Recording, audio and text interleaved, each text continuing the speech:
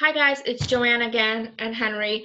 Today I'm going to tell you how to answer all your Weber questions correctly on your exam just by watching this quick less than 5-minute video.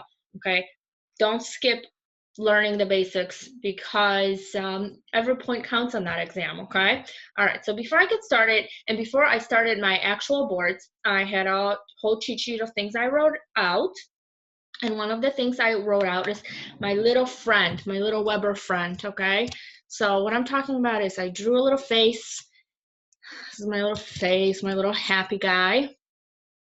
And I put a W here because your tuning fork goes up here, right? On the forehead. And then I drew an X on one of the ears because the X means bad ear. Bad ear. And then I put a C here.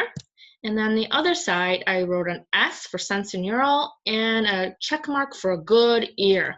Okay, so what does this mean? This means that if a Weber test lateralizes to the bad ear, the hearing loss is conductive.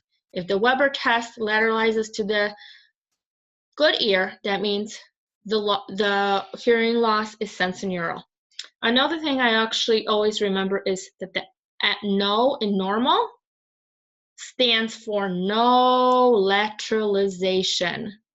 Okay, so these are the things that I always just have in my head and I always get all the questions correctly. Okay, so I put a little better version of this because this is a hot mess. I'm going to share it with you right now. Okay, so again, Weber, NO in normal for no lateralization. So that means you hear it in both ears. So there's no problem. Hint, hint. Those are the normal Weber results in case you have a question like that on the boards. No lateralization, normal Weber results. Hear it in both ears. If the Weber, again, if the Weber lateralizes to the bad ear, it's conductive. If the Weber lateralizes to the good ear, it is sensorineural. It's as simple as that. Remember this guy, draw your lines, and you're going to be able to answer those questions correctly. But what if the test asks you more specifics, causes of Weber conductive or sensorineural? So this is how I remember it. Conductive hearing loss is something you can see. So if your patient comes in and is complaining to you about hearing loss, and you do, obviously you're going to do an ear exam, and you see things that are not normal, that is conductive. So conductive, you can see the problem. You can see it is conductive. So maybe there's earwax. Maybe there's a button blocking the canal and it's a foreign object in there.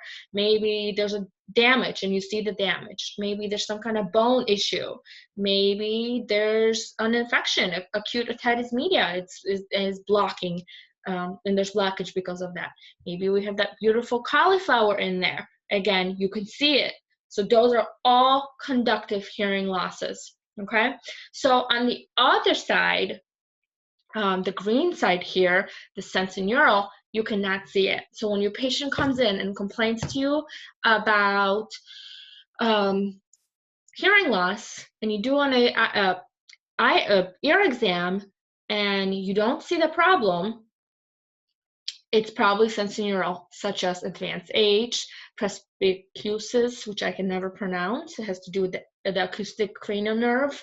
Maybe the cause is because of ototoxic meds, maybe some kind of deep down trauma, maybe Meniere's, maybe immune disorders.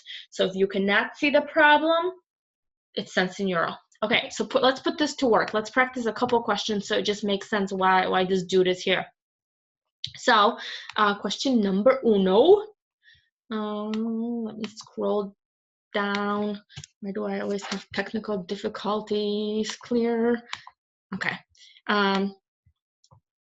Sorry guys. Okay, number one. When performing a Weber test, normal results will be found if A, sound is lateralized to the bad affected ear, B, sound is lateralized to the good unaffected ear, or C, no lateralization is found. Okay, so let's go look at our guy. So a sound is lateralized to the bad ear. So we look at our little guy. and we know that the bad ear is conductive. No, that is not normal. Answer's out. Then the second B, sound is lateralized to the good, unaffected ear. So we look at our little guy. We know that's sensorineural, out. And now we know that no in normal means no lateralization. That must be the answer. Voila, done. We got that correct. Hint, hint. Make sure you know this one make sure you know this, okay? Number 2, while examining a patient's hearing loss, Weber testing lateralized to the unaffected good ear. So it's going to the unaffected ear. Which hearing loss do you suspect? So, unaffected good ear. Good ear is right here. So just by looking by this guy, right away, we know it's sensorineural. Bam, done. You got that one correct. 2 easy points on the exam, okay? How about number 3? You suspect your 79-year-old patient is having conductive hearing loss. What is a common cause? Or is it aging, steroids, maybe some wax? You're like, oh shoot, he's old, it's probably aging. But if we think about this, remember we know that conductive, you can see it, right? Conductive, you can see it. So you do an exam on this guy and you know, you see the problem because conductive you can see. Bam, C is the answer. That is it, okay? So if you get anything out of this, if you just remember half of it, you're gonna know the opposite for the other, right? So lastly, question number 4, during an exam, the Weber test lateralizes to the affected, to the bad ear, okay? Which hearing loss do you suspect? Is it sensorineural or is it conductive? So again, let's go look at our Webster, our little Weber guy over here. And this lateralizes to the affected, the bad ear. So the red is the X is the bad ear.